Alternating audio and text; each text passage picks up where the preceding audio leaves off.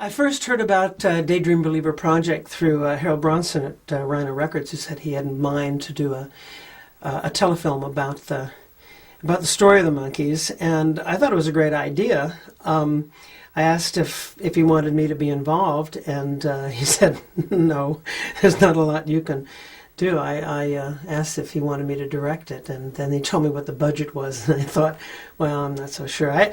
I'm very surprised, pleasantly surprised at the quality of the production, and especially how they captured the spirit between the four of us. They made a lot of other executive, I guess, decisions because of budget and because of time, I suppose. It was done on a very low budget, and I don't think they had many days to shoot it.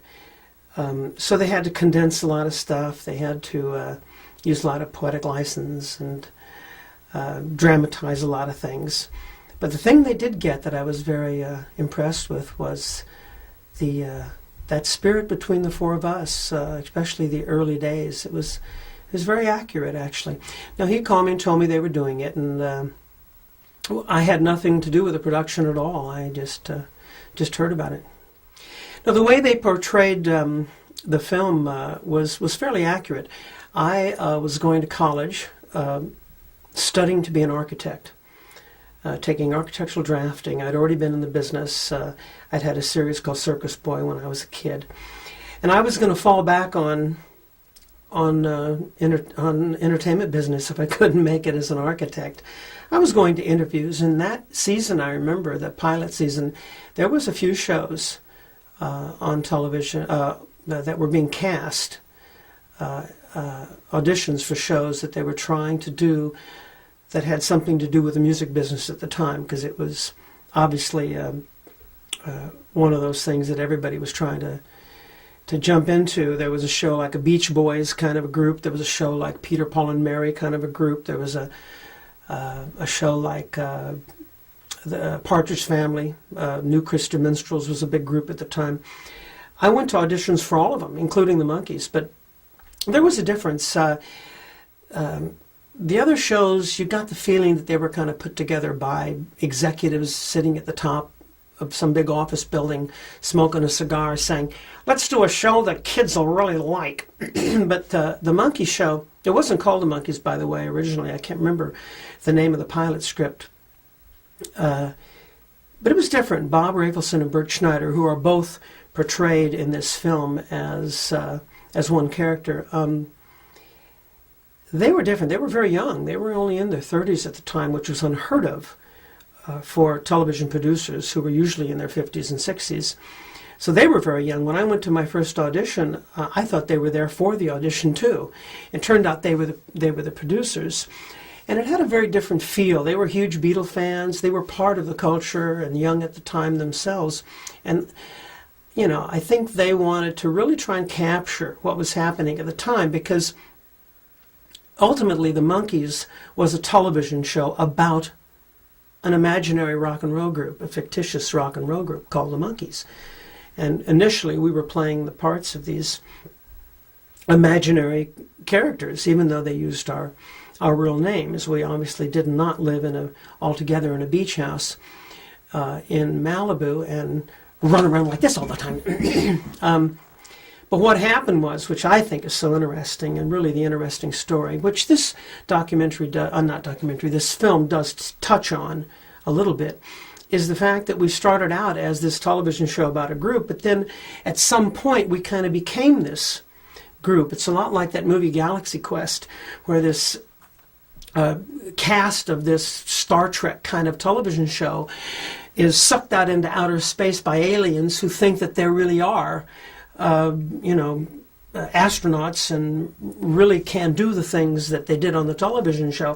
And that's kind of what happened to us. There's like these two different groups. One was the actors on the television show playing the group, and then all of a sudden we went out into outer space, as it were, and really became a group on stage and really did play and really did do all the music. And so in a way it was like two separate entities, like Pinocchio suddenly really turned into a little boy. It's a very bizarre story, and that's, I think, one of the most interesting facets of it. Yes, I was prepared for the success, I think, more than the others, because I had a television show when I was a kid, and it had been very successful, and I'd been in parades, and I'd had autograph sessions, and I had gone on stage. In fact, my first stage performance was me playing guitar, opening for my elephant. There was an elephant on the show called Circus Boy, and I would come out and sing a couple of songs, and the elephant would come out and dance around, stand up and go, and, you know, go off stage. Yeah, I opened for the elephant. But I had a certain degree of success. Nothing like what happened with the Monkees, but enough that, you know, when I think it was the most important was after the Monkees, because that's the tough time when you're coming down off of a huge success. That's when most people find, you know, get themselves in trouble emotionally, psychologically, you know. And I had gone through that after Circus Boy when I was 12, 13 years old. My parents very wisely took me out of the business, brought me back to normal life, normal school.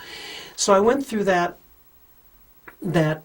downside, as it were, relatively unscathed. I just went back to school and very quickly bounced back into more or less a normal life and didn't work again for, you know, 8, 9 years. So I think that helped. And also when the Monkees became very, very popular, very successful, I'd already had a little bit of a taste of that.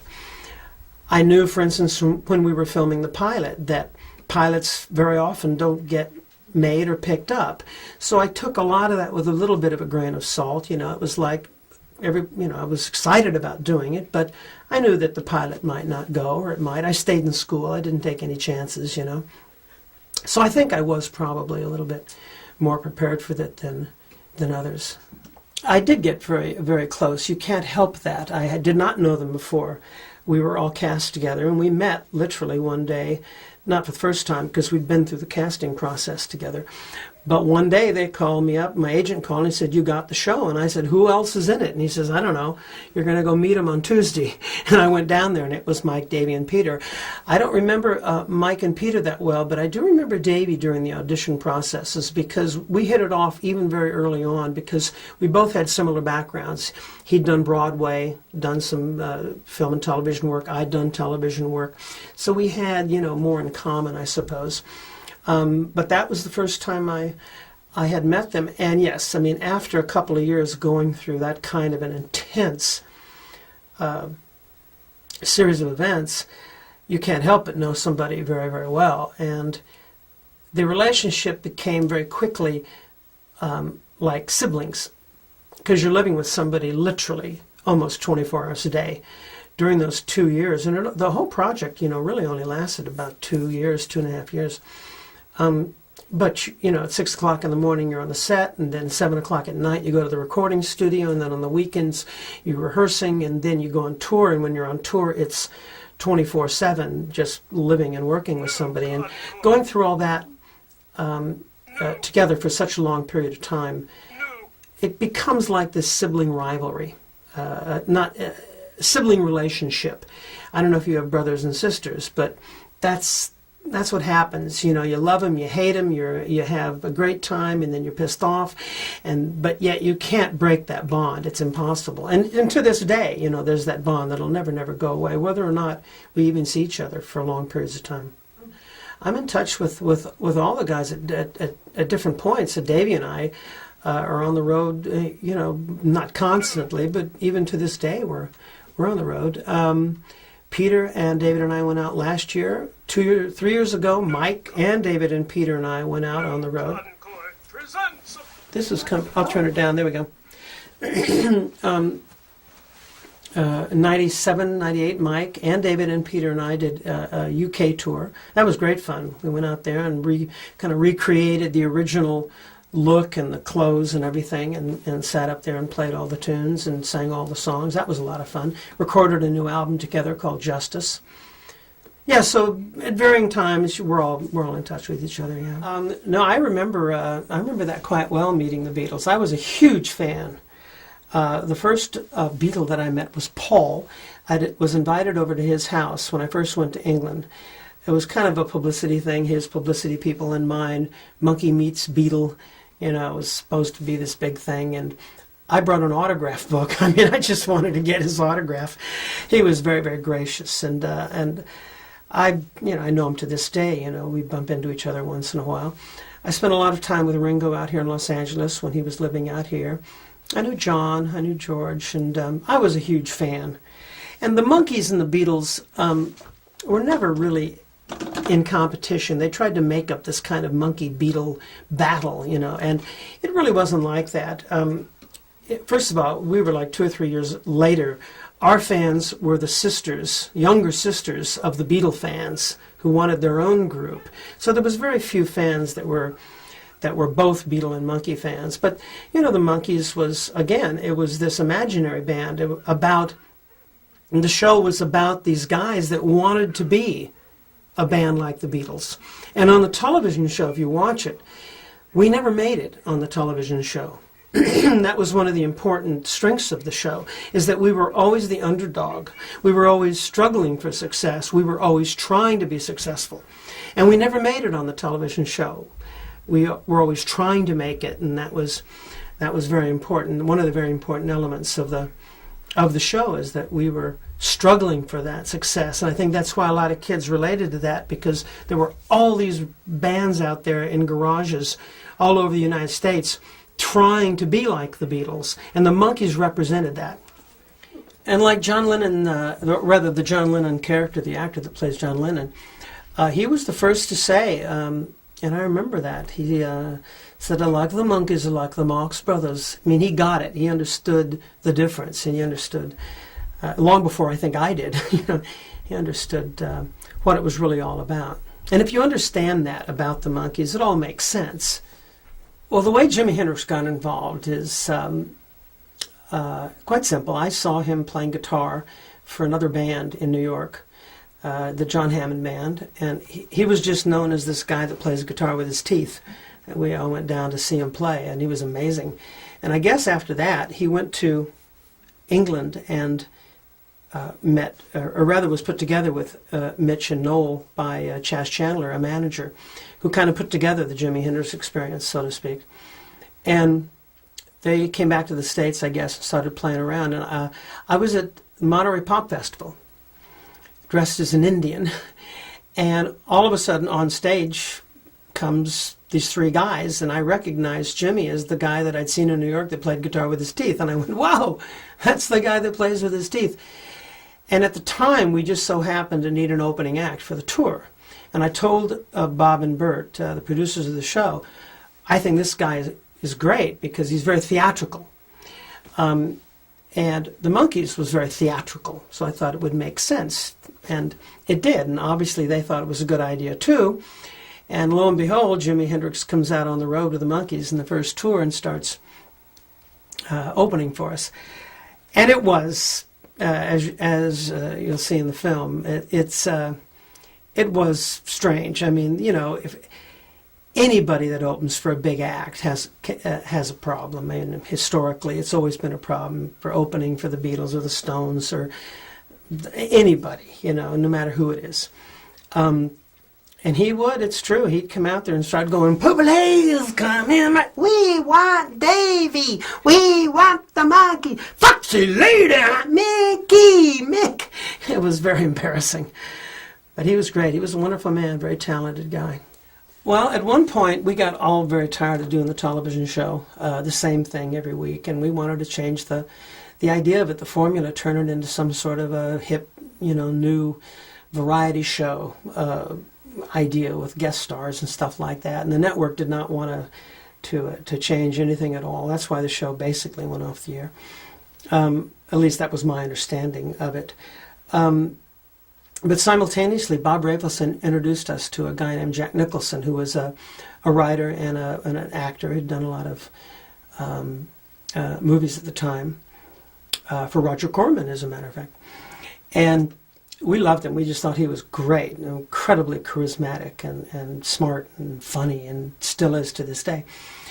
And so we all got together and chatted about making a movie. We did not want the movie to be just a extended version of the television show, a 90-minute episode of the show. We wanted it to be something different, and this idea of doing this movie that kind of deconstructed the Monkees and deconstructed what it was all about in Hollywood and the media and the manipulation of the media and people and their fantasies, and it was very strange. I'm not sure what it was about even to this day. It did not do very well at the time because it was rated R, and the fans that we had couldn't even get in, and the ones that didn't get it at all. It got some good reviews at the time, some interesting comments from some of the film hipwazi, I call them. It's turned into this little kind of cult film now, which I like the film. I did some good work as an actor in it, and I'm quite proud of it. It's on videotape. The movie's on videotape. You can get it and rent it. Well, what I would say now to kids that want to try to make it in the music business or in any aspect of the entertainment business, the first thing is get a good lawyer and watch your money. I think it's probably a lot tougher today than it even was back then. Ringo had a great line once. He said, back in the old days, all you had to do to be a musician was just show up with your drum kit and you were in the band. Today I think it's probably a lot more complicated, but there's also a bigger market now. There's lots of different slots that you can get into today, of course. There's hip-hop, and there's rap, and there's country, and there's pop, and there's R&B, and there's lots of different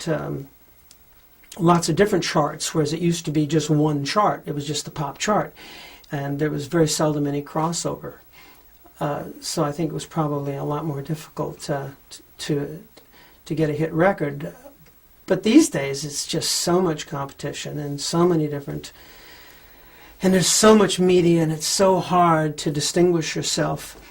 And a lot of people have tried to redo the Monkees. I get asked all the time as a producer and a director, which is kind of my day job, how do you recreate the Monkees? How do you go about trying to do something like that on television? And it's been attempted a few times, and the mistake I always think that they make, that I tell, or if anybody asks, I tell them, is that they create shows where the band is already famous, and they're all really great looking, and they're all superstars. We weren't. We were not famous on the television show, ever. And it was, like I mentioned before, it was the struggle for success that made the show, I think, interesting and relatable to kids. Because like I said, they were all trying to become successful. So I would say to anybody out there trying to do a television show like that, that's one element that you should retain. Well, they've chosen in this film to kind of focus on that issue of the Monkees playing and not playing and recording and not recording, and that's where it did run into problems, and they portrayed it fairly accurately. The core problem was that Mike and Peter were musicians that I think had been led to believe that when they were cast in the show that they were going to be able to express themselves musically. Indeed, that was not the case. They were not allowed to do so. It wasn't that we had a choice. We were not allowed to play, whether we liked it or not. And that's fairly accurate in the film. David and I initially weren't as concerned about it because even though I played guitar, my audition piece for the Monkees was Johnny Be Good. You had to be able to play an instrument and to sing to even get in the auditions. So they clearly had in mind they wanted people that really could actually do it. But what happened, I guess, early on is that the powers that be decided they just wanted to record and release pop songs. And it was a conflict even early on. Like I say, Davey and I weren't as concerned about it as Mike and Peter in the early stages because we were actors essentially playing these parts. And I had approached the Monkees originally like, Val Kilmer doing the Jim Morrison story, or going back further, Sal Mineo doing Gene Krupa, or something of that nature. I approached it as an actor, entertainer, playing the part of this character called Mickey, who was the drummer of this imaginary group on television. Well, it quickly became something else, and with Mike's help and with Mike's inspiration, we decided, as a group, we decided that we did want to start controlling the creative process of the music, because when we were on the set doing the comedy of the television show, there was never a conflict. The writers would write dialogue, and we would use that dialogue and start improvising on it, and we trained to improvise. And that worked real smooth. Everybody knew their place and kind of everybody knew their character, and that really went really well. But when it got down to the music, the problem is that in any band, or most bands, there's one creative vision, usually a guy or a girl, sometimes two, but usually only one singularity of a musical vision. It's their idea, it's their songs, it's their music. And then they gather around them, friends, brothers, sisters, whatever, associates, musicians, that share that vision. That's how most groups work, and always have. In the case of the Monkees, there was 4 very distinct creative musical visions. Mike, who did and still does kind of country rock. Peter, who did and still does bluesy folk music. Davey, who did and still does kind of Broadway, Tony Newley kind of music. And I, who did and still do kind of rock and roll. So there's 4 of us.